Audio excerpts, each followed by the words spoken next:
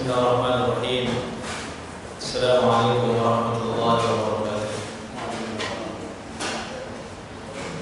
Innal hamdalillah nahmaduhu wa nasta'inuhu wa nastaghfiruh wa na'udzu billahi min shururi anfusina wa min sayyiati a'malina. May yahdihillahu fala mudilla lahu wa may yudlil fala hadiya lahu.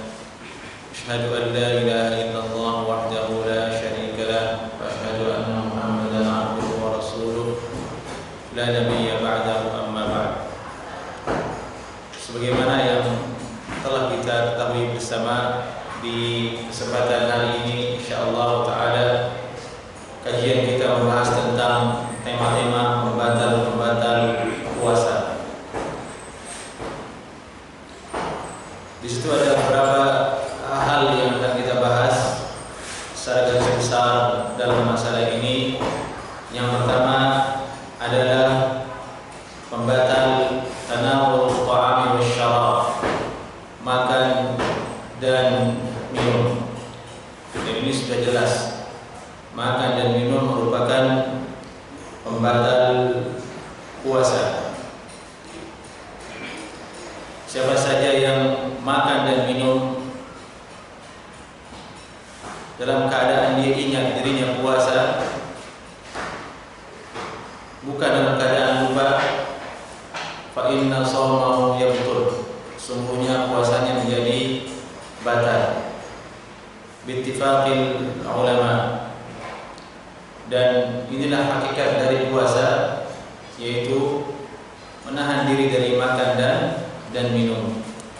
Allah Subhanahu wa taala berfirman, wa kulu washrabu hatta yatabayyana lakumul khaytul abyadu minal khaytil aswadi minal fajr thumma atimmus siyama ila al-lail. Al-Baqarah 187. Dan makanlah dan minumlah kalian sampai menjadi nampak, sampai menjadi jelas bagi kalian al-khaytul abyad, yaitu waktu subuh, wa minal khaytil aswad, dari waktu malam, minal fajar, yaitu waktu fajar. Jadi benang merah, benang putih, benang hitam ini bahasa kias, bahasa sindiran, bahasa majas untuk siang dan malam. Tsumma atimmus siyama ilal lail, kemudian sempurnakanlah puasa sampai waktu malam. Ayat ini jelas menunjukkan bahwasanya Allah Subhanahu wa taala membolehkan makan dan minum hanya sampai waktu subuh saja. Setelahnya maka haram seseorang untuk makan dan minum di bulan Ramadan, dan kita disuruh untuk menahan diri sampai maghrib tiba. Nabi sallallahu alaihi wasallam bersabda, "Yasruqu ta'amahu wa syarabahu wa syahwatahu min ajli." Orang yang berpuasa ini, dia tinggalkan makannya, dia tinggalkan minumnya, dan tinggalkan syahwatnya demi diriku, yaitu demi Allah Subhanahu wa taala. Hadis ini menunjukkan bahwasanya inti puasa itu menahan diri untuk tidak makan, tidak minum, dan menahan diri dari syahwat birahi. Dan dari berikutnya ialah ijma', yaitu kesepakatan para ulama, seluruh ulama, semua ulama mengatakan bahwasanya makan dan minum itu membatalkan puasa bittifaqil ulama, dan sepertinya hal ini telah diketahui oleh semua orang. Lalu apa konsekuensi bagi orang yang sengaja makan dan minum di siang Ramadan? Dia batalkan puasanya dengan sengaja.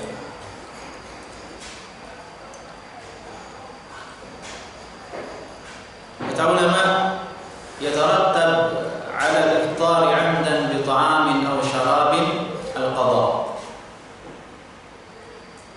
Konsekuensi atas orang yang berbuka dengan sengaja dengan makanan dan minum di siang Ramadan ialah al-qada, yakni mengganti puasa tersebut.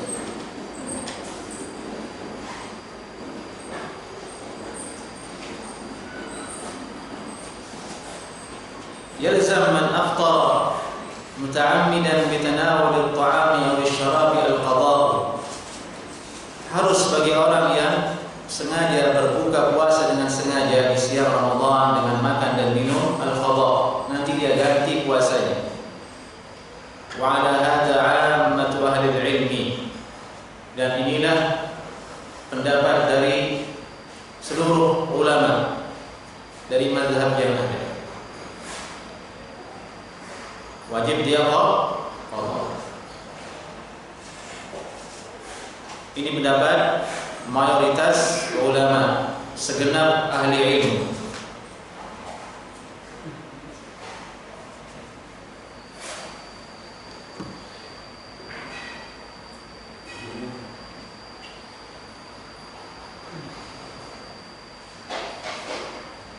Dalilnya kata ulama,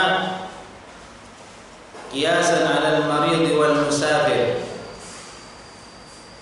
dikiaskan atas keadaan orang yang sakit dan musafir, di mana mereka berdua, orang yang sakit dan musafir ini, Allah Subhanahu wa taala wajibkan atas mereka untuk qada ma'wujudil uzri, walhal dalam keadaan dia berbuka puasa dengan keadaan uzur.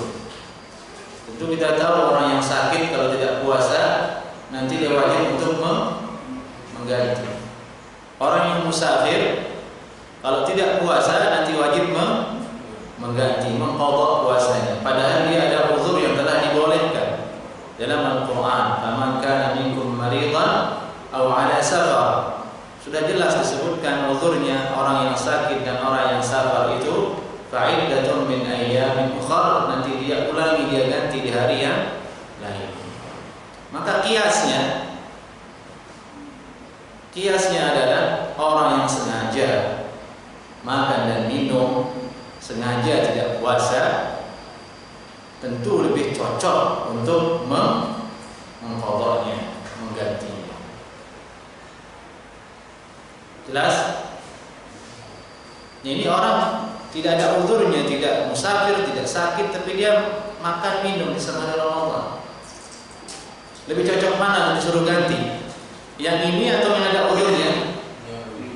Yang tidak ada uzurnya inilah yang mestinya harus lebih ditekankan dia mengqadha. Itu namanya qiyasul aulawiyah. Jika orang yang ada uzurnya, dia sakit dan musafir saja disuruh qadha oleh Allah Subhanahu wa taala puasanya, apalagi yang tidak puasa tanpa ada uzur, maka lebih utama, lebih cocok, lebih ditekankan dia untuk mengqadhanya.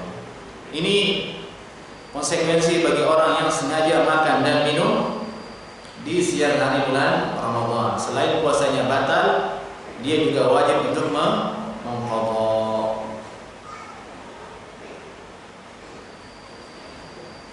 Yang kedua, konsekuensinya ialah dia harus al-imsak. Al-imsak itu dia menahan dirinya. Misalnya dia makan jam 9 pagi, sengaja dia makan dan minum jam 9 pagi. Entah mungkin karena imannya sedang lemah, sedang futur, tiba-tiba dia batalkan puasanya tanpa ada uzur. Maka sisa hari, sisa waktu yang ada dia wajib untuk berpuasa, meskipun puasanya telah batal.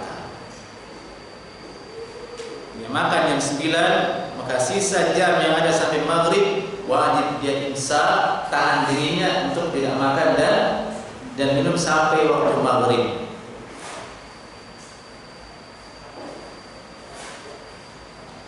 Dan ini bittifaqil madzahib al-fiqhiyyah al-arba'ah, menurut kesepakatan ulama fikih yang 4. Mereka mengatakan wajib dia imsak, yaitu al-Hanafiyah, al-Malikiyah, al-Syafi'iyah wal Hanabilah, termasuk dipilih oleh Imam Ibnu Hazm al-Zahiri.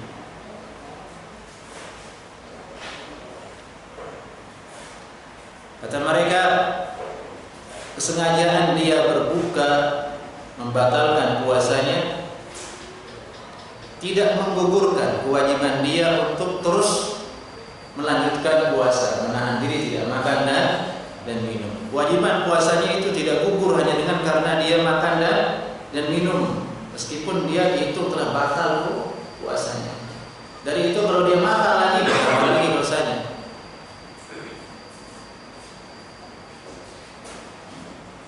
Di jam 9 dibatalkan puasanya, jam 12 dia makan lagi, ganda lagi dosanya.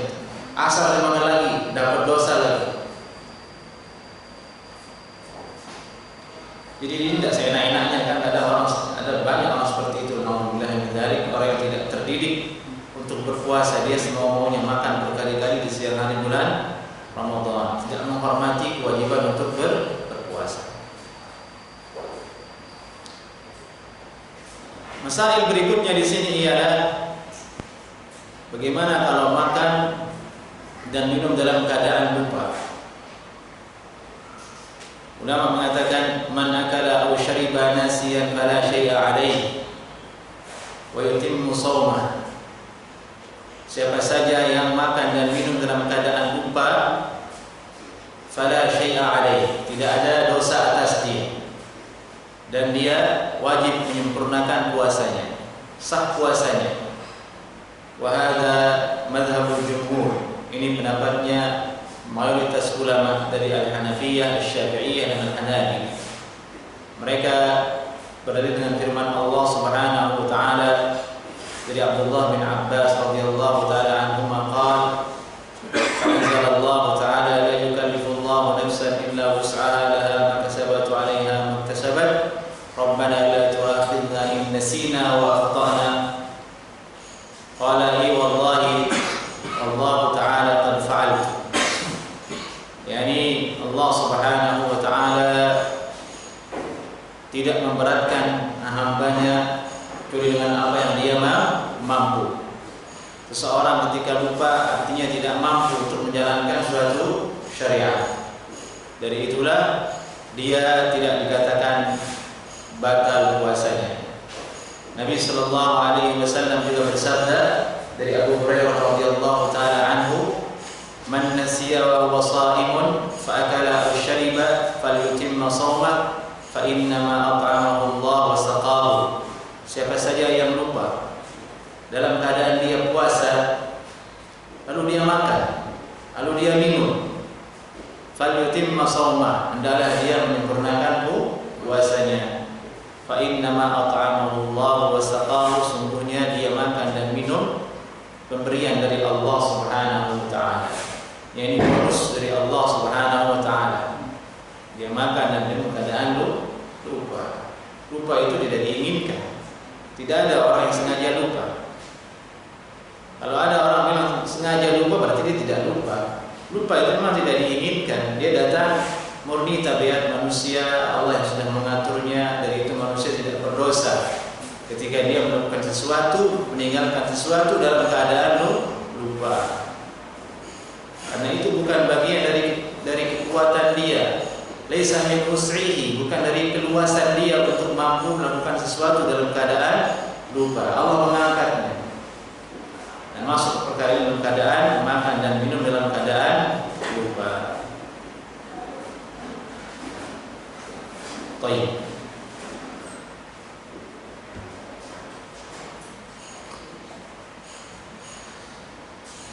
Masalah berikutnya, di antara pembatal itu ma yadkhulul jawf min ghairi qasdin. Sesuatu yang masuk ke dalam jawf, yakni rongga kita, melalui jawf, rongga selain mulut, kemudian masuk ke dalam badan kita min ghairi qasdin, tanpa disengaja. Ini dalam keadaan tanpa disengaja. Misalnya dia berkumur, tapi tidak pernah dia berniat untuk minum. Dia berwudu misalnya, dia berkumur. Berkumurnya pun sederhana, tidak banyak air. bukan yang nyubalik, bukan yang berlebih-lebihan dalam berkumur. Karena berkumur berlebihan adalah larangan dari Nabi sallallahu alaihi wasallam bagi yang puasa. Illa an takuna sha'iman. Fabaligh fil istinsyaq wal madmadah illa an takuna sha'iman. Yani maksimalkanlah kalian beristinsyak dan madmadah kecuali keadaan puasa, jangan, kata Nabi sallallahu alaihi wasallam. Ini ada orang keadaannya dia biasa-biasa saja, dia berkumur. Tapi mungkin karena apa, disenggol sama kawannya, ketelan tuh air. Min ghairi qasdin, tanpa ada maksud sama sekali. Ketelan dalam keadaan dia sedang haus juga tuh. Ini kata ulama, yang seperti ini la yufattiruhu fil jumlah, tidak menjadikan puasanya batal. Tidak menjadikan puasanya batal karena masuk tanpa kesengajaan, tanpa ada keinginan.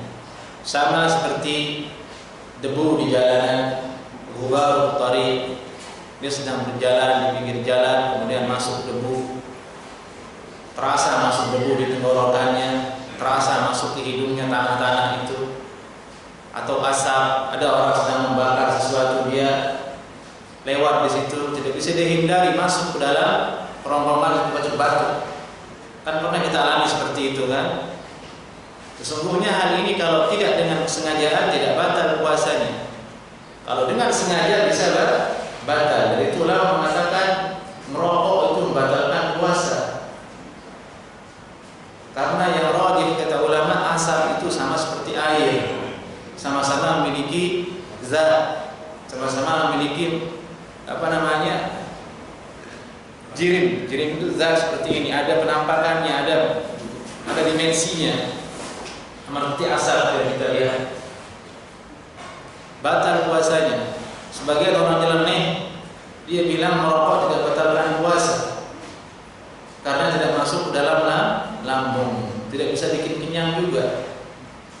Nah, ini nyeleneh. Semua orang mengatakan batal puasa orang merokok. Orang merokok itu masuk ke dalam dadanya, masuk ke dalam otaknya, kan dihisap ini, dihisap seperti itu. Yang dimana Allah mengatakan kalau sesuatu masuk ke dalam otak maka batal puasa, meskipun itu melalui hidung, apalagi melalui mulut, yang dimana merokok ini adalah tempatnya sama seperti makan dan minum. Maka alangkah nyelenehnya orang-orang yang mengatakan tidak batal puasa orang yang merokok. Dan juga dipikir-pikir, siapa yang mau merokok di siang hari dalam keadaan puasa? Tidak enak. Merokok itu enaknya kalau sambil ngopi. Kalau tenggorokan kering dari pagi sampai asar, bagaimana mau merokok? Pasti tidak bisa, kan gitu.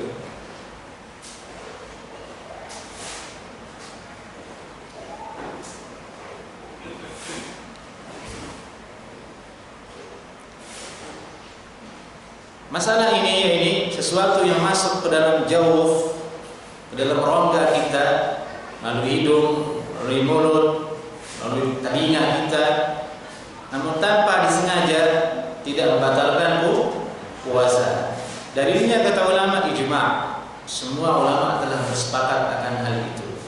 Dinukil ijma' oleh Ibnu Munzir, oleh Ibnu Hazm, oleh Ibnu Qudamah, oleh Imam An-Nawawi, oleh Imam Al-Khurashi. Semuanya mengatakan tidak batal puasa menurut ijma' ulama, yang ini masuknya sesuatu dalam rongga kita tanpa disengaja.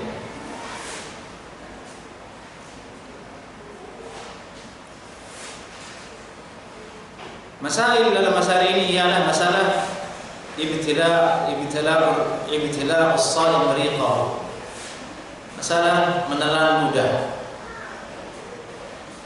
Masalah apa? Menelan ludah.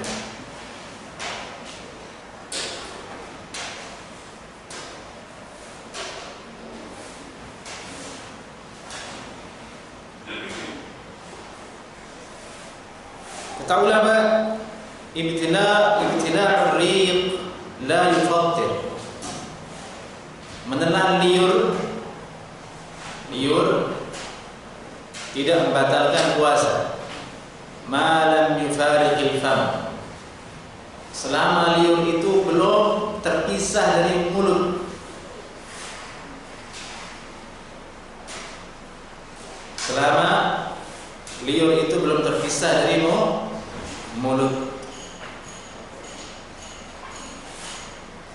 Liur itu kan berasal dari sela-sela gigi kita kan, kelenjar liur itu ada di sini kan, dan mengeluarkan liur terus, ludah terus keluar di situ.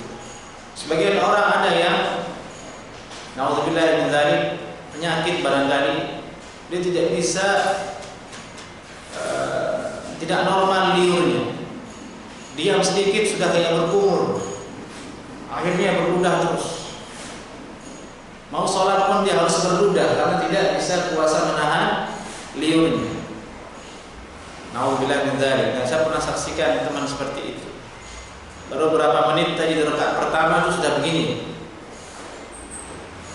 penuh dengan liur.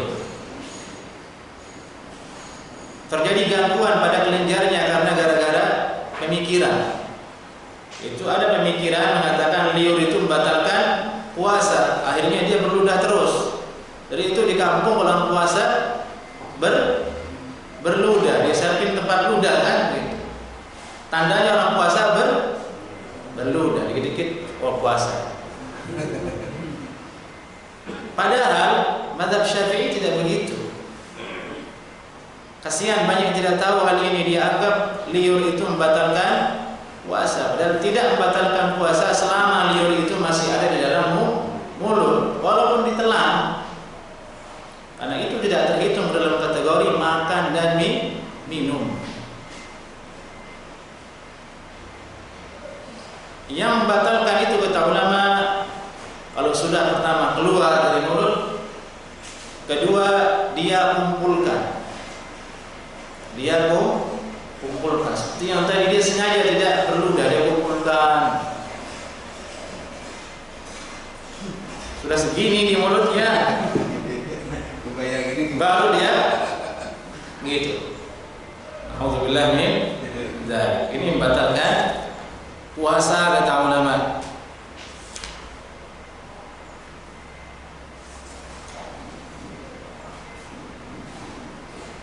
Al-Imam An-Nawawi rahimahullah taala di dalam kitab Al-Majmu' juga membahas masalah ini. Beliau berkata, "Ibtila'ur riq la yufattir bil ijma'." Menelan liur itu tidak membatalkan puasa menurut kesepakatan ulama. Idza kana 'alal 'adah, apabila hal itu dilakukan seperti kebiasaan kita sehari-hari dalam keadaan tidak berpuasa. Kan kita jarang berludah jemaah. Kalau di luar Ramadan kan, kemana liur kita? Masuk terserap dalam tubuh kembali. Itu tidak membatalkan puasa. Yang membatalkan puasa itu adalah yang tadi, kalau sudah terpisah dari mulut. Yang kedua kata ulama, kalau liur itu sudah berubah, sudah bukan lagi murni liur, dia berubah dengan darah, dia berubah dengan yang lain-lainnya, maka itu membatalkan puasa kata ulama. Jadi murni liur tidak membatalkan puasa. Yang membatalkan adalah apa? Kalau sudah bercampur dengan selain liur, darah, nanah atau yang lainnya, kan dia membatalkan puasa. Tapi hal ini tidak boleh kita terlalu pikirkan sehingga menjadi sugesti, sehingga itu yang memicu orang untuk berludah terus di siang hari bulan Ramadan.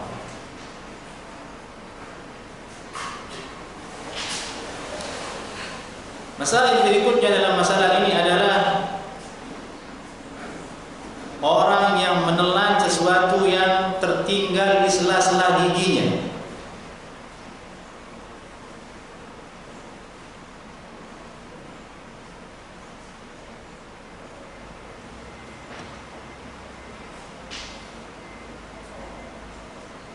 Ini orang yang menelan sesuatu yang masih tertinggal di sela-sela giginya. Mungkin dia malam sahur daging atau kolak, sehingga tersisa itu sedikit dari pisang itu di sela-sela giginya, tidak terasa oleh mulut, tidak terasa oleh lidah.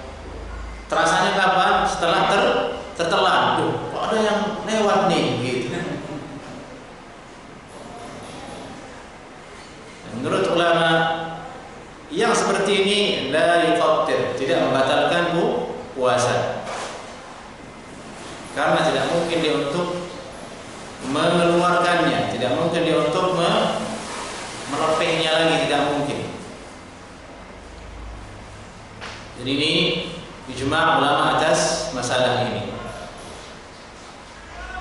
kedua adalah kalau jenis makanan yang tersisa di gigi-giginya itu makanan yang mungkin untuk dilepeh, dikeluarkan, tapi kemudian dia makan. Mungkin dia untuk mengeluarkannya, tapi dia makan. Contohnya seperti mungkin irisan daging rendang yang tersisa di giginya. Mungkin selalu disahur pakai rendang. Tersisa di mana biasanya? Gigi geraham. Karena gigi geraham itulah alat untuk mengunyah daging. Subhanallah. Syukur Anda kalau masih punya gigi geraham. Berarti daging itu masih enak. Gigi geraham Anda tidak ada, daging itu tidak enak. Yang enak itu pisang doang.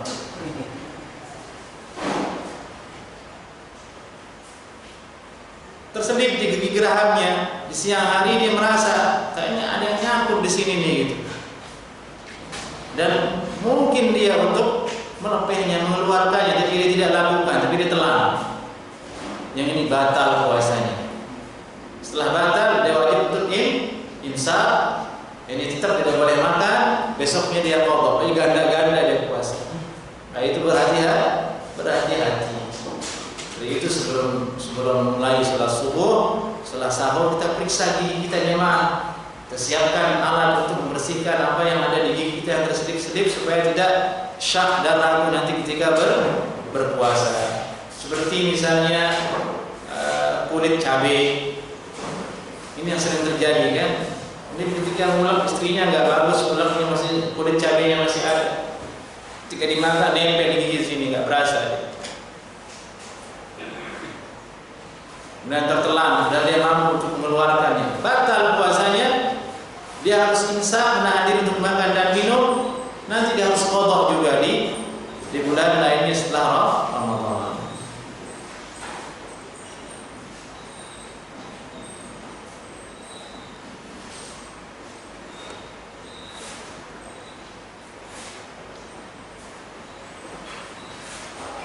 Salah berikutnya di sini masih tentang perkara makan dan minum. Hukum orang menelan sesuatu yang tidak dimakan menurut kebiasaan. Ulama mengatakan idza ibtala'a as-sha'im ma la yukalu fil 'adah ka dirhamin aw hasatin. Apabila orang yang berpuasa itu menelan sesuatu yang tidak biasa dimakan seperti logam, uang receh, atau batu kerikil. Kan ada ya, sulap-sulap misalnya kan, ingin sulap dimakan kaca dimakan. La yukalu adatan, sesuatu yang tidak dimakan secara kebiasaan, dia makan itu. Misalnya yang real di kita itu adalah sulap itu kan. Yang kuda apa namanya? Kuda lumping istilahnya yang keliling-keliling di jalan semakan kerikil, makan kaca. La yukalu adatan. Tapi ini pekerjaan sih yang kaca dimakan. Ya, kalau ingin batalin puasa ya jangan pakai kaca kan, nggak mengenyangkan. Kalau boleh minta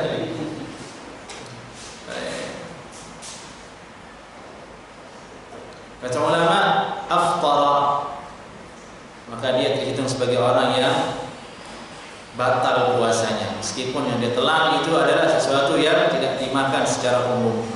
Wa hadza bi ittifaqil madzahib al-fiqhiyyah al-arba'ah, dan ini menurut kesepakatan 4 mazhab dan termasuk pendapat dari mayoritas ulama salaf dan khalaf. Di antara mustanad atau dalil dalam masalah ini adalah perkataan Abdullah bin Abbas radhiyallahu taala anhuma, al-fitru mimma dakhala wa laysa mimma kharaja.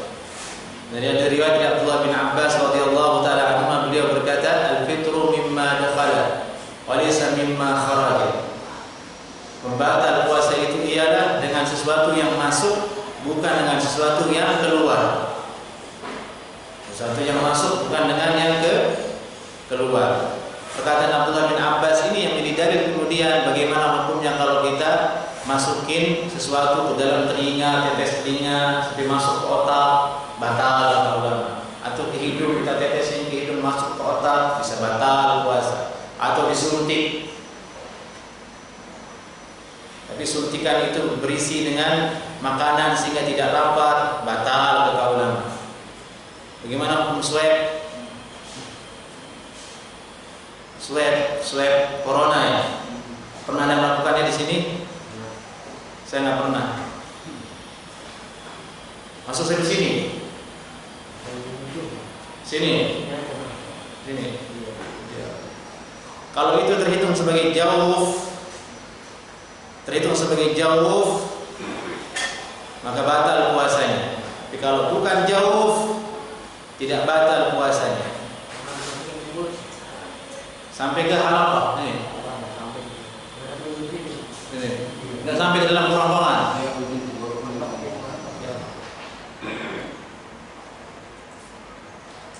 Kalau menurut mazhab Syafi'iyah, hitungan jauh dalam itu kalau di kerongkongan batasan huruf ha, huruf halqi, ha, kho. Di atasnya itu terhitung luar, di belakangnya itu terhitung jauh. Batal puasa kalau melewati tempat keluarnya huruf ha itu. Halqi kan sini. Itu menurut mazhab Syafi'iyah dan definisi jauh rongga ini oleh ulama berbeda-beda pendapatnya. Masalah yang lumayan detil untuk dibahas. Tapi dalam mazhab Syafi'iyah mengatakan itulah batasannya. Hadduz zahir, yakni dia keluar dari batasan yang melampaui batasan yang luar, maka terhitung batal. Wallahu a'lam. Tapi intinya saya maksud di sini ialah asal usul masalah itu kenapa jadi batal. Ya, ada perkataan Umar bin Abbas ini.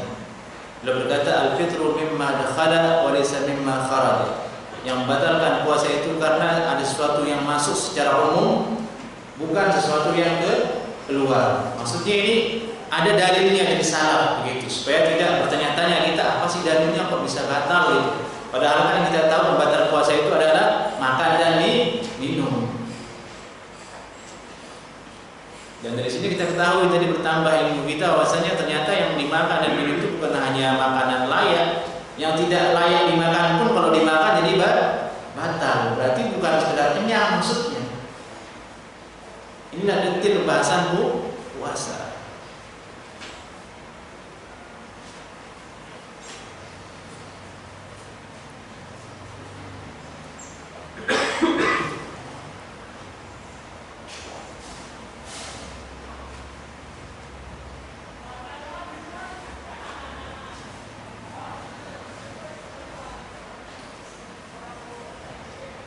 Masalah berikutnya di sini yaitu orang yang berbuka puasa dalam keadaan menyangka bahwasanya matahari telah tenggelam.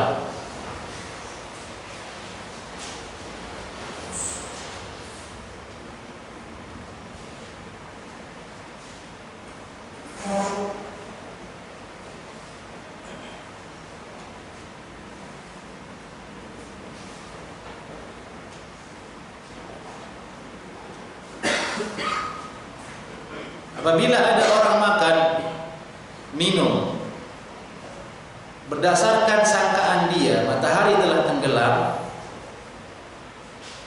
kemudian setelah dia makan dan minum ternyata sangkaannya itu salah, ternyata matahari belum tenggelam, belum sampai maghrib.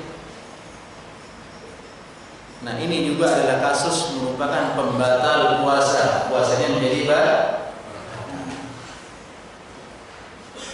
hati-hati jemaah. Artinya berarti di sini kita harus waspada, harus benar-benar untuk meneliti apakah maghrib telah sampai atau tidak. Harus dengan keyakinan, tidak cukup dengan zon. Zon itu sangkaan, mengira-ngira. Harus ada usaha untuk mengetahui dengan yakin bahwasanya maghrib telah sampai sehingga dia berbuka.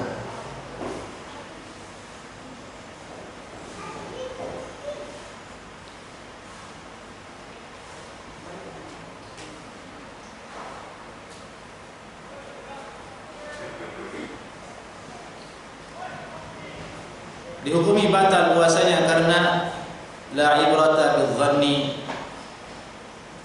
tidak ada ibrah bagi sangkaan, al-bayyin khata'uhu, yang nyata kesalahannya. Ini kaidah dalam Islam, sangkaan yang nyata-nyata menyelisihi kebenaran tidak diperhitungkan sebagai suatu pertimbangan, dia dicoret, puasanya menjadi batal.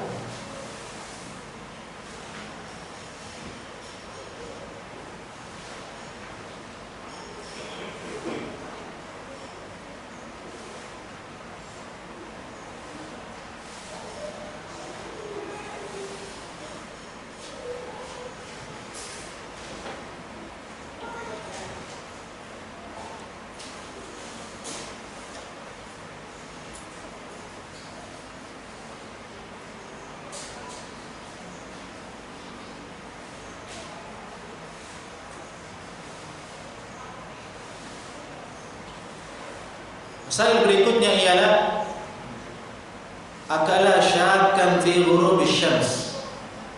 Dia makan dan minum dalam keadaan ragu. Kalau pertama dalam keadaan menyangka matahari telah tenggelam, namun ternyata belum tenggelam, batal puasanya. Yang sekarang ini dia makan dalam keadaan ragu. Ini sudah azan atau belum? Pernah mengalami seperti itu? Tapi dalam keadaan ragu dia makan aja gitu. Belum yakin tapi dia makan. Ini hati-hati jemaah. Sudah lama kita puasa dari subuh sampai maghrib, tahu-tahu di ujung itu ragu terus tidak menahan diri. Ketika dia ragu itu, walam yatabayyan lahu ba'da dzalik al-gharabat am la.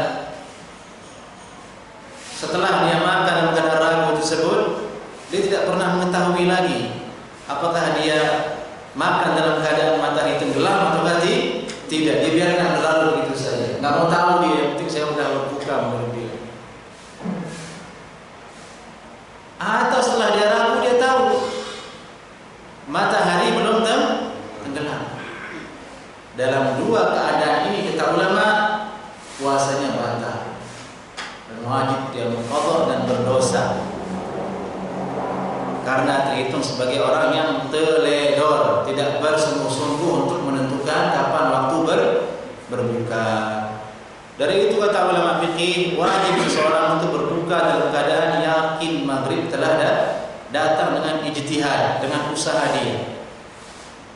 Pada dasarnya kita disuruh berusaha untuk melihat maghrib, tapi karena tidak semua orang bisa, repot, diwakilkan oleh lembaga-lembaga yang punya media, radio, televisi. Kalau memang terpercaya, maka itu cukup sebagai iktimad kita berijtihad. Misalnya kalau kita mungkin setel radio, pokoknya kalau belum ada radio ini berarti belum maghrib. Itulah panduan dia, itu cukup kata ulama. Tapi kalau dia ragu di situ juga, ya jangan, berarti dia harus benar-benar lihat matahari. Ini masalah sangat penting, dan ini ittifaq ulama yang empat, mazhab yang empat mengatakan ya'tham, batal puasanya, berdosa, dan wajib dia qadha dalam keadaan berbuka, dalam keadaan syak, ragu.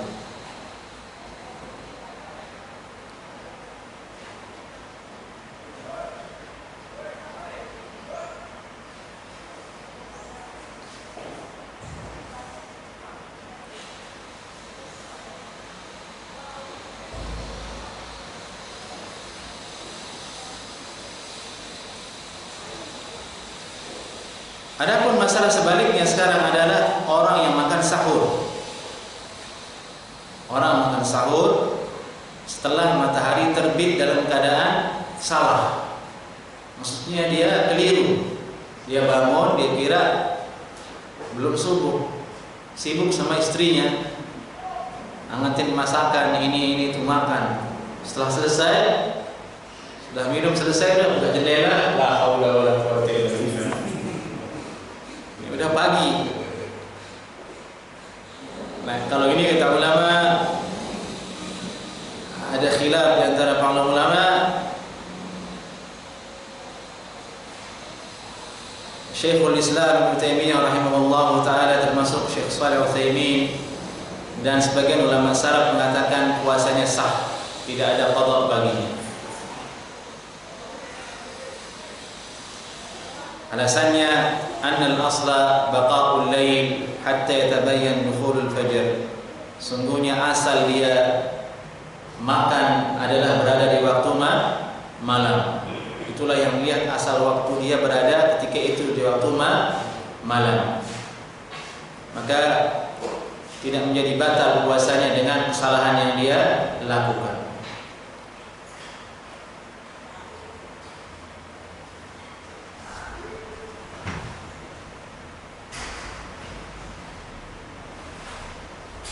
Baik, ini dia beberapa masalah tentang makan dan minum yang menjadi pembatal puasa.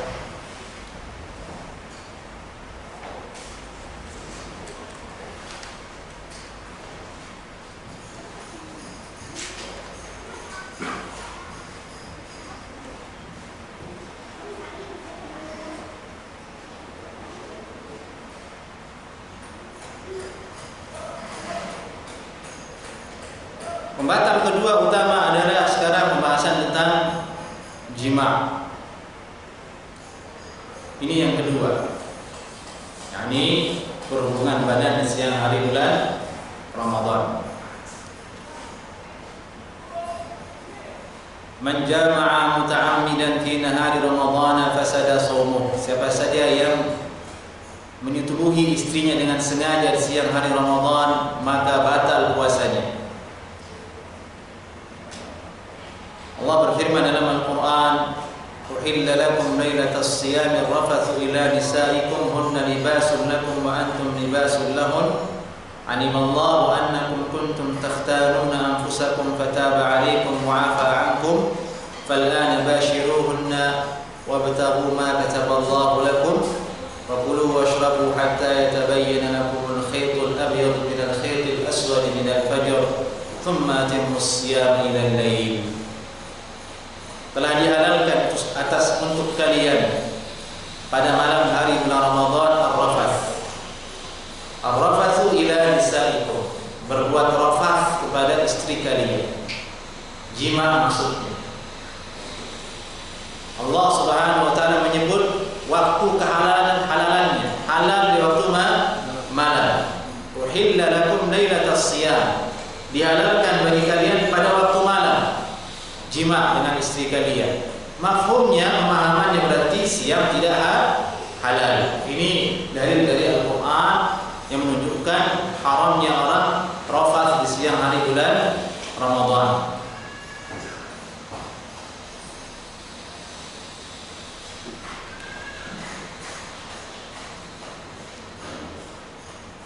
Dan ada hadis di situ juga yang menunjukkan hal ini, bahwa dia adalah pembatal yang utama dalam berpuasa, yaitu jima' ini.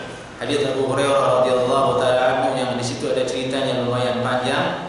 Bahasanya ada seorang sahabat datang ke Nabi sallallahu alaihi wasallam sambil cemas. "Halaktu ya Rasulullah, binasa saya wahai Rasulullah."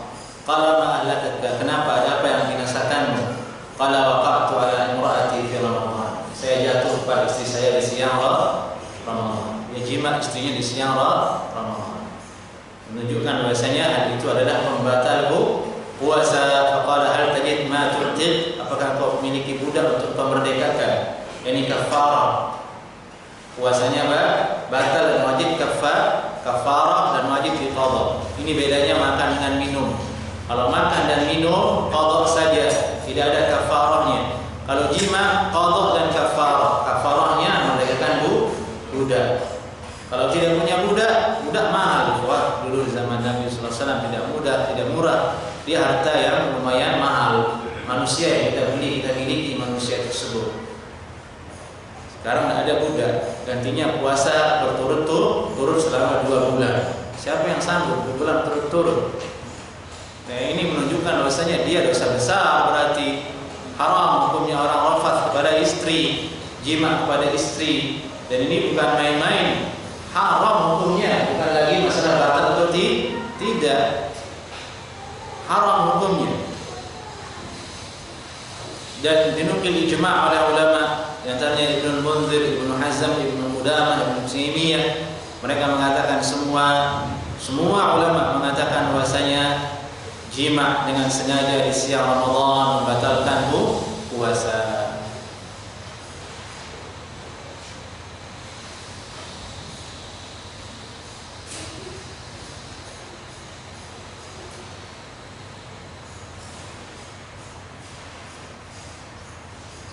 Terus bagaimana dengan perempuan yang dijima' oleh suaminya? Ini akhwat yang di belakang, diperhatikan. Dari itu jangan izinkan suami dekat-dekat siang Ramadan. Siram aja enggak apa-apa, pergi. Itu daripada dapat dosa dan kafarah. Dari itu ada ulama mengatakan jangan nikah di bulan Sya'ban. Misalnya ini hari Sabtu, besok lihat besok dia menikah, Selasa Ramadan. Oh, bagaimana itu di bulan madu siang-siang? Batal saja. Namanya kalau baru menikah tidak bisa menahan syahwatnya, tidak akan mampu menahan dirinya. Dari itu Nabi mencontohkan dia menikah di Syawal, dia dukhul kepada Aisyah di bulan Syawal. Kata ulama, idza jumi'atil mar'ah fi nahari Ramadan dha'i'atan, apabila perempuan yang dijima' di siang Ramadan itu dalam keadaan taat, mau juga dia yalzamuhal qada, wajib dia qada juga, wajib dia kafarah juga menurut jumhur ulama. Jadi bukan hanya suaminya saja, istrinya juga disuruh qada, disuruh kafarah juga.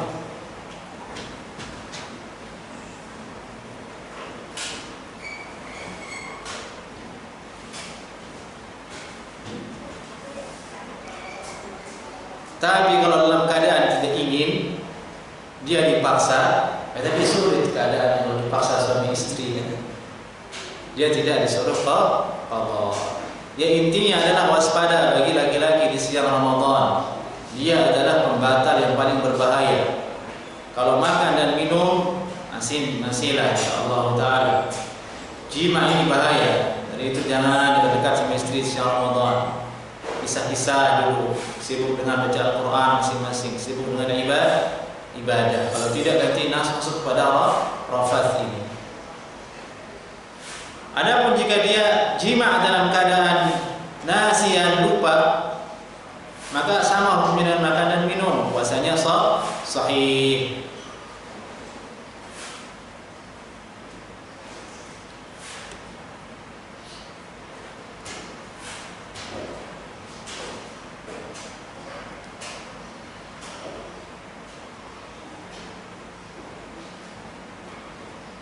Masalah yang berikutnya di sini, bagaimana kalau dia ulang-ulangi jima'nya di siang Ramadan? Apakah kafarahnya 2 kali atau qadanya berlipat ganda? Tidak, kata ulama, qadanya tetap dengan hanya qadanya tetap 1 hari, kafarahnya pun tetap 1.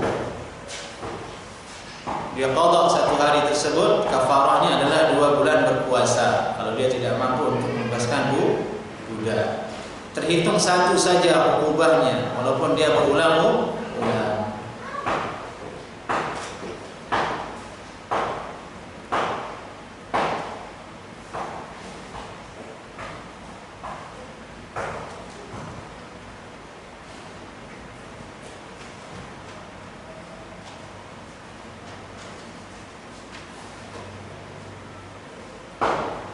Bagaimana kalau berturut-turut? Hari ini dia jima', besok dia jima' juga 2 hari.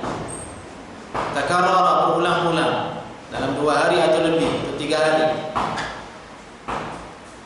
Kata ulama, man takarrara minhul jima' fi yawmain fa akthara talzamu kafarah li kulli yawmin jama'a fihi. Siapa saja yang mengulang-ulangi jima'nya dalam 2 hari berturut-turut, hari ini dia jima', besok dia jima', maka wajib dia kafarah untuk 1 hari tersebut. Kafarah itu tadi memberikan budak itu berturut-turut 1 hari, terhitung 1 untuk kafarahnya.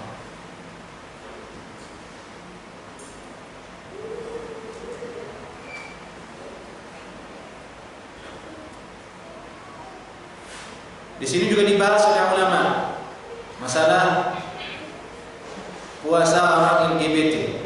Jika ada orang LGBT ia jima dengan pasangannya, naudzubillah min dzalik, laki-laki sama laki-laki, man wati'a fid dubur fasada shaumuh. Siapa saja yang jima di dubur maka rusak puasanya. Wa alaihi al-qada wal kafarah, wajib atasnya qada dan wajib kafarah bittifaqil madzahib al-fiqhiyah al-arba'ah. Naudzubillah min dzalik. Dan bukan hanya LGBT, suami istri pun kalau ada yang melakukan dosa ini melalui dubur maka dia sama puasanya jadi batal dan wajib dia qada dan kafarah.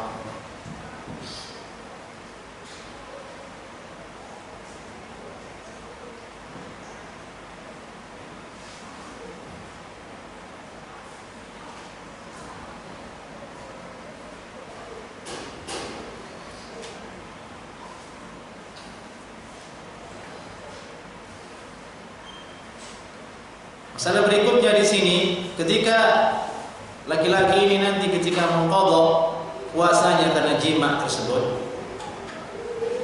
di tengah dia puasa dia jima lagi di situ, apakah wajib kafarah?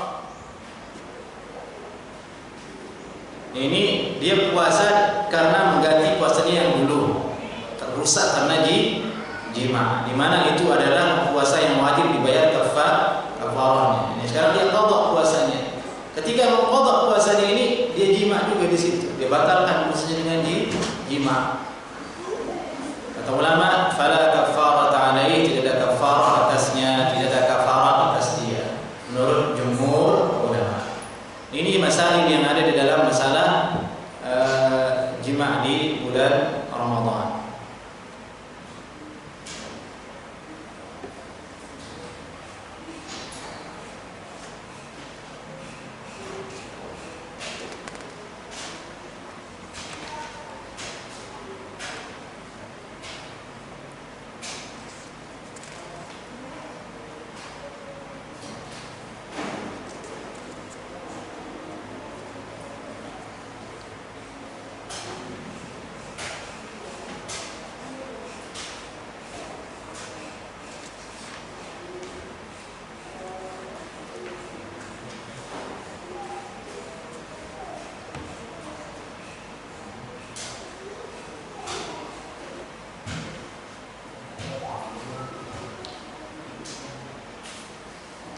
Kemudian masih terkait dengan masalah pembatal puasa yaitu jima ini.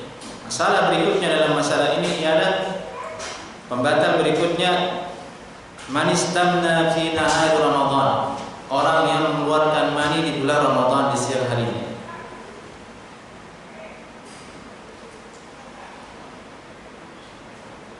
Manistamna fi nahar Ramadan faqad fasada shaumuhu alaihi al-qada. Siapa saja yang mengeluarkan maninya di siang Ramadan maka puasanya batal, wajib atas dia qada menurut kesepakatan 4 mazhab. Nabi sallallahu alaihi wasallam bersabda, qala Allah azza wa jalla, taraka syahwatahu min ajli, bahwasanya dia tinggalkan syahwatnya demi diriku. Firman Allah menunjukkan bahwasanya wajib meninggalkan syahwat birahi. Maka berarti ketika dia keluarkan maninya dia tidak menjalankan perintah Allah Subhanahu wa taala.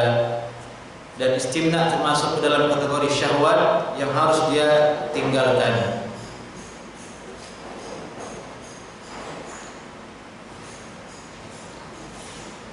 Masalah berikutnya di sini adalah man bashara aw qabbala aw lamasa fa anzal.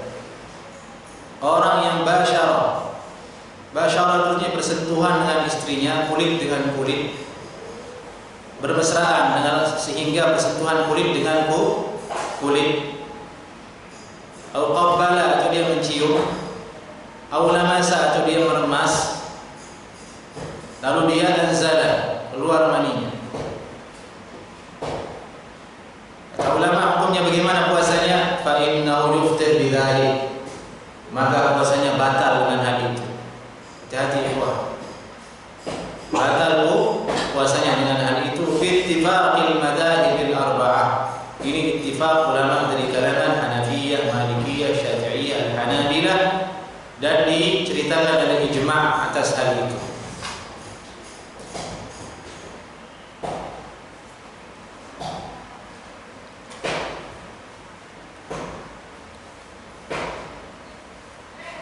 Tapi bedanya masalah ini dengan jima'. Kalau jima' ada kafarahnya, dia harus merdekakan budak, atau kalau tidak dia puasa 2 bulan berturut-turut. Kalau yang ini, yang mencium dan bersentuhan kulit dengan kulit sampai dia izal, tidak ada kafarahnya, puasanya hanya terhitung batal.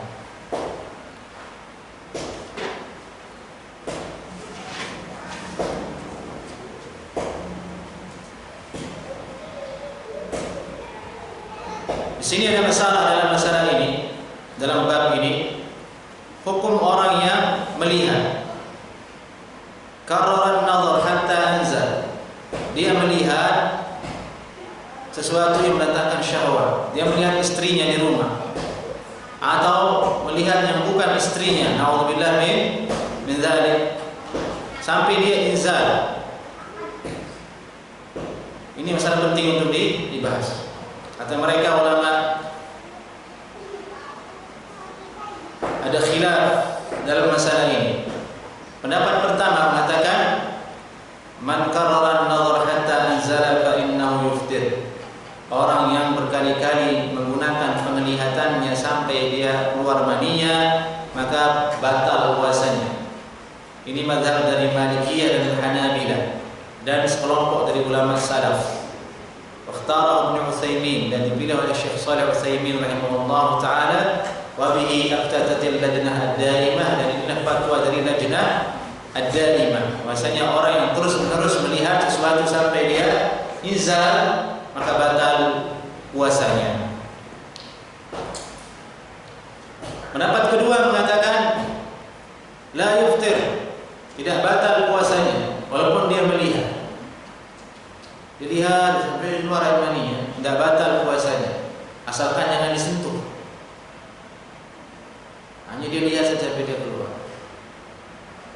Menurut pendapat yang kedua ini mengatakan la yuftir, dan dia mazhab al-Hanafiyah dan al-Syafi'iyah dan sekelompok dari ulama salaf. Jadi ini masalah khilaf di antara ulama, masing-masing ulama ada pegangannya di sini.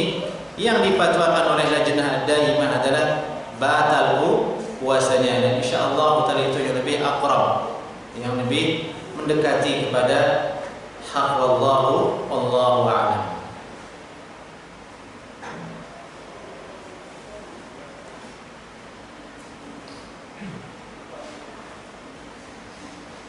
Di antara masail dalam perkara ini adalah orang yang inzal, keluar maninya gara-gara berfikir menghayal, meres. Man anzala bi tafkirin mujarradin 'anil 'amal fala yuftir, kata ulama. Barang siapa yang berpikir menggunakan kekuatan pikirannya namun tidak berbuat apa-apa, dia hanya menghayal, berpikir sampai akhirnya dia keluar air maninya, la yuftir, tidak batal puasanya menurut ulama. Dan ini mazhab dari jumhur, bahkan dinukil ijma' ulama mengatakan tidak batal puasa karena mirip dengan bermimpi. Jadi dengan syarat dia hanya menghayal saja, tidak sampai dengan gerakan, tidak sampai dengan perbuatan.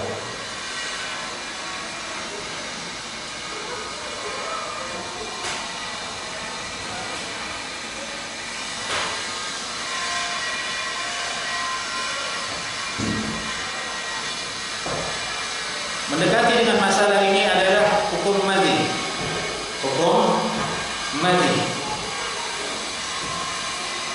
Orang yang keluar madhinya, kata ulama, la yanqud shaumuhu, puasanya tidak batal.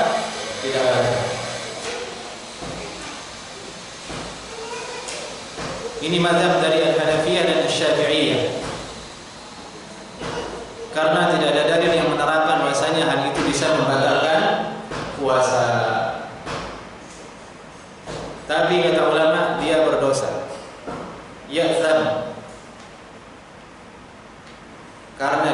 meninggalkan syahwatnya ketika berpuasa. Adapun hadis Nabi sallallahu alaihi wasallam yang menceritakan mencium Aisyah ketika berpuasa, ditafsirkan oleh ulama, Nabi sallallahu alaihi wasallam tidak sampai kepada bersyahwat atau sampai keluar madinya, tidak. Beliau adalah orang yang paling sanggup untuk menahan birahinya. Dari itu dirinci hukumnya. Bagaimana hukumnya mencium istri di siang hari Ramadan? Kalau pria itu masih kuat, masih muda, tidak boleh. Khawatir jatuh kepada jima atau keluar madinya, sehingga terhitung tidak meninggalkan syahwat. Tapi kalau laki-lakinya aki-aki,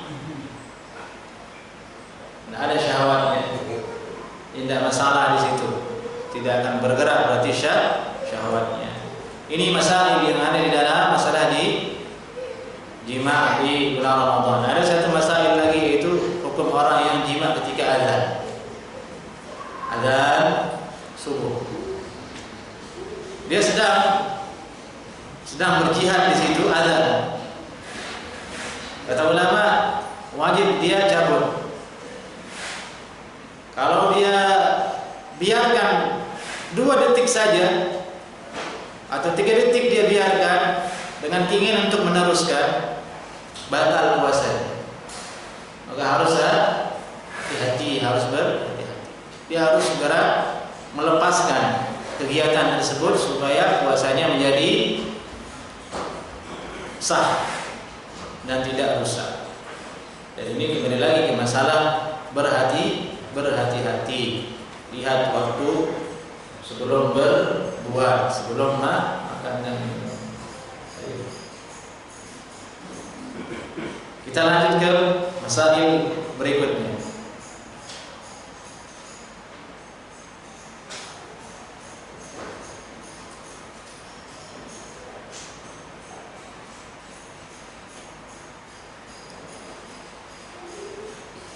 Di antara pembatal yang disebutkan di dalam riwayat hadis dan dibahas oleh ulama ialah masalah muntah. Bahasa Arabnya al-istiqa, sengaja muntah atau berbuat melakukan sesuatu yang menjadikan dirinya muntah.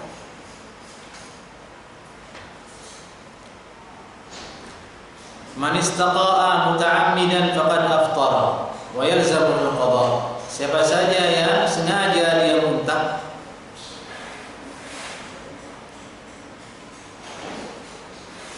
faqad aftara, maka dia telah batal puasanya.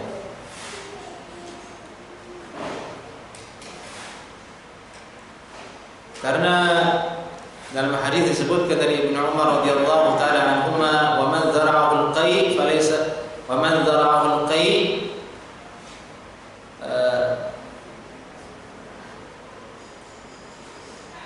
man istaqa'a wa huwa sha'im fa 'alaihi al-qada.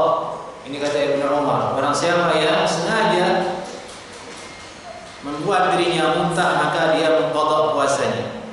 Tapi orang yang zara'ahu al-qay, ini tidak sengaja, dia dikalahkan oleh sesuatu di perutnya sehingga tidak sengaja dia muntah, falaysa 'alaihi al-qada. Jadi masalah ini karena ada dalam hadis sehingga kita ketahui dia sebagai pembatal puasa. Kalau seandainya tidak ada di hadis, kita tidak berani mengatakan pembatal puasa. Karena tadi di awal yang kita tahu pembatal puasa itu adalah dengan masuknya sesuatu. Kalau ini dengan keluarnya sesuatu, yaitu muntah, sengaja muntah. Jadi keluar dari kaidah yang tadi. Masuk ke dalam bahasan ini adalah hijamah, berbekal. Ada dua hadis di situ. Nabi sallallahu alaihi wasallam pernah bersabda, aftar al-hajim wal mahjum, orang yang berhijamah dan yang dihijamah dua-duanya batal puasanya. Orang yang menghijamah, orang yang dihijamah, dua-duanya batal. Yang satunya lagi ada rukhsah, tidak batal puasa orang yang dihijamah dan menghijamah. Ini masalah khilaf di antara ulama, namun yang rajih adalah tidak membatalkan puasa. Tidak membatalkan puasa.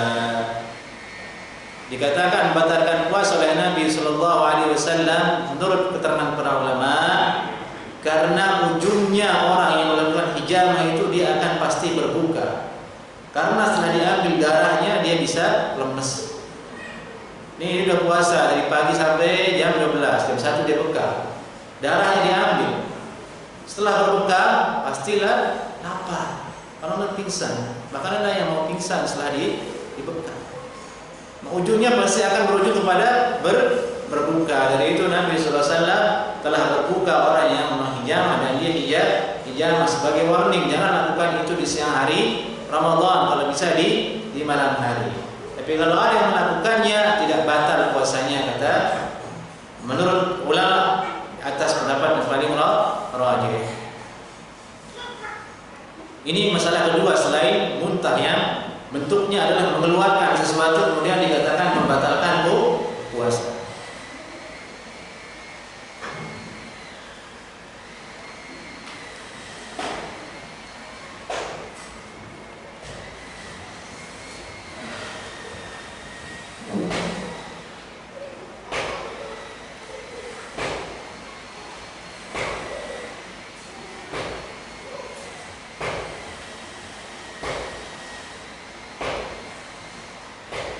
Pembatal berikutnya adalah haid dan nifas.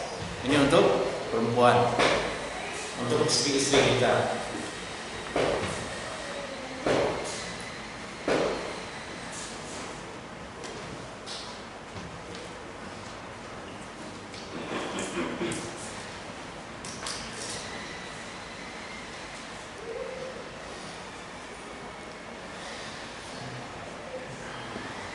Man hadat aw nafisat athna'a nahari Ramadan faqad fasada shaumuha wa yalzamuha qada'uhu.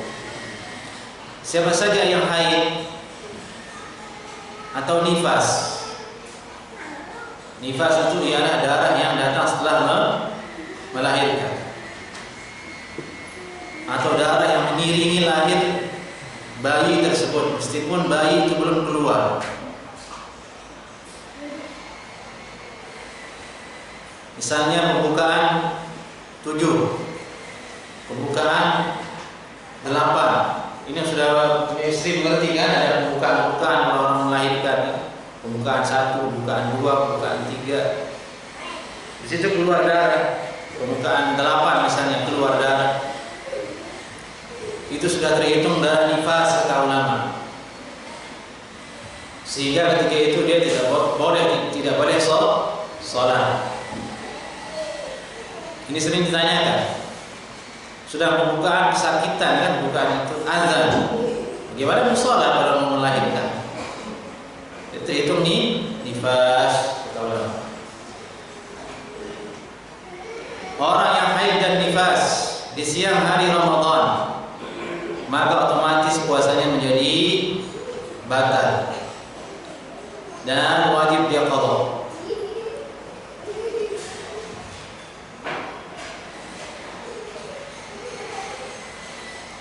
Nabi SAW bersabda ketika perempuan bertanya kepada Nabi SAW, kenapa perempuan dikatakan kurang agamanya? Alaysa idza hadat lam tusalli wa lam tasum? Bukankah ketika dia haid perempuan tidak salat dan tidak puasa? Ini takrir, ketetapan dari Nabi SAW bahwasanya puasanya menjadi batal. Penetapan bahwasanya perempuan itu tidak salat, tidak puasa ketika dia haid. Dan juga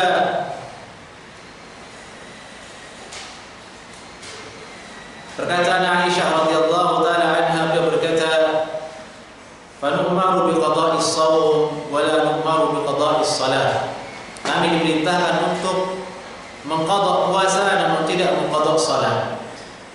Jadi perempuan wajib mengqadha puasanya yang batal tersebut karena haid, namun salat tidak wajib dia qadha. Pendapat yang mengatakan wajib qadha salat itu pendapatnya Khawarij,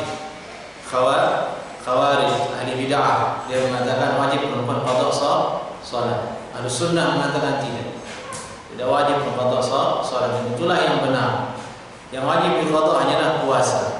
Dari itu ini masih ada waktu tersisa berapa hari buat ibu-ibu, buat akhwat perempuan yang di belakang yang masih ada hutang puasanya agar segera melunasi puasanya.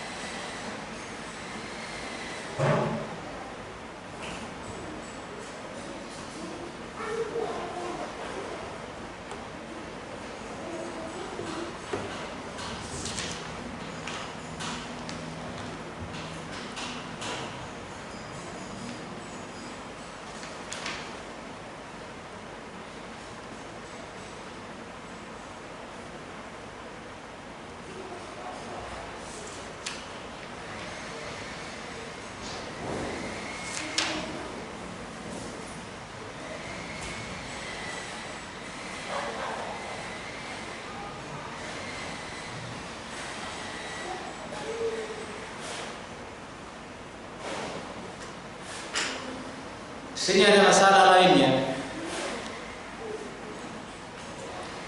yaitu hukum menelan nukhamah.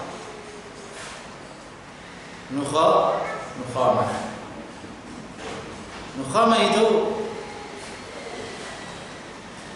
cairan yang berasal dari atas di sini berwarna kuning, turun ke sini kayak ingus warnanya. Dahak bahasa gitu nih. Ada orang batuk nih, dahak kental kan kuning. Ada anak-anak kalau pilek kan. Kita juga yang dewasa bisa begitu. Pagi-pagi kita ada dahak berasal dari sini keluar ke rongga kita, berasal dari atas. Itu nukhamah namanya. Nah, ini bagaimana hukumnya kalau ditelan? Ini dibahas rinci oleh fuqaha. Qala Imam An-Nawawi rahimahullah ta'ala, qala ashabuna an-nukhamatu in lam tahsul fi hadd adh-dhahir min al-fam lam tadur bil ittifaq. Dahak yang tadi itu berwarna kuning itu, kalau belum sampai kepada hadd adh-dhahir, belum sampai ke huruf ha tadi itu, belum sampai ke huruf ha, masih di sini, masih di sini. Lam tadur bil ittifaq, maka tidak membatalkan puasa untuk tidak dikeluarkan, dia langsung telan ke dalam. Tapi kalau sudah sampai ke haddul zahir, ini di atasnya huruf ha, atau mulai ke mukaddimah rongga di sini, yang di sini, udah sini, udah sampai situ udah keluar begini, tinggal di itu aja kan. Kemudian ditelan, batal puasanya.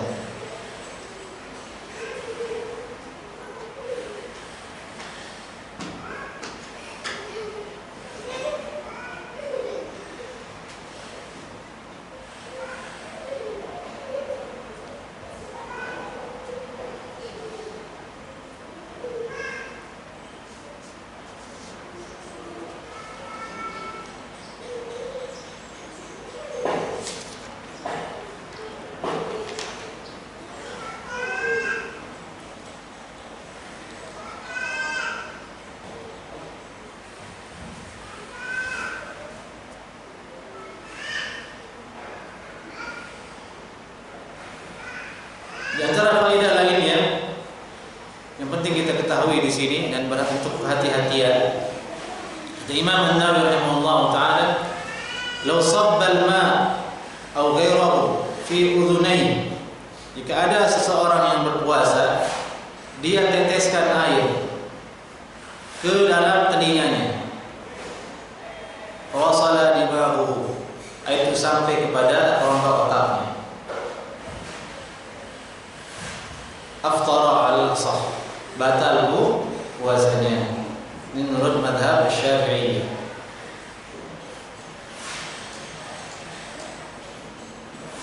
Lau dawa jarhuhu, lau dawa jarhahu, fawasal ad-dawa ila jawfi atau dimaghi afdara minhu. Jika ada orang berobat, diobati lukanya, dan obat itu kemudian sampai ke dalam rongga dia melalui luka yang di luar ini, meresap ke dalam, afdara, maka batal puasanya.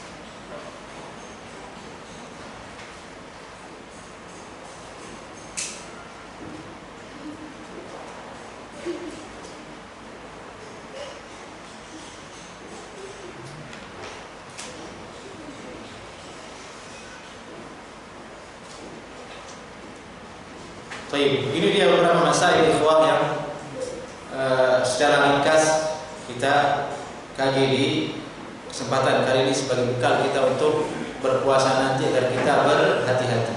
Sebagai penutup, ada pembatal yang dia bukan perkara zahir tapi perkara batin yang hubungannya dengan berpahala atau tidaknya puasa kita, yaitu masalah berbuat dosa. Nabi sallallahu alaihi wasallam bersabda, "Man lam yada' qawla az-zur wal 'amala bihi, fa laysa lillahi hajah fi an yada'a ta'amahu wa syarabahu."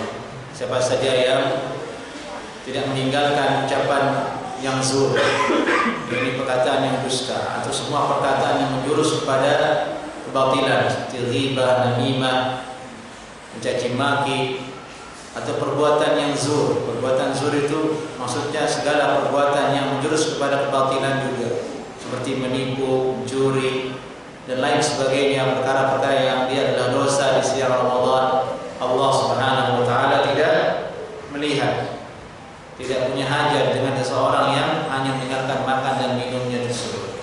Artinya tidak dapat pahala. Itulah riwayat disebutkan, yani kam min sha'imin, betapa banyak orang yang berpuasa, walaysa lahu min siyamihi illa, tidak ada bagi puasanya kecuali al-ju' wal 'atash, lapar dan haus, tidak dapat pahala. Dan ini pembahasan yang paling penting kita perhatikan ketika berpuasa. Jauhilah perkara-perkara yang bisa menggugurkan pahala puasa kita.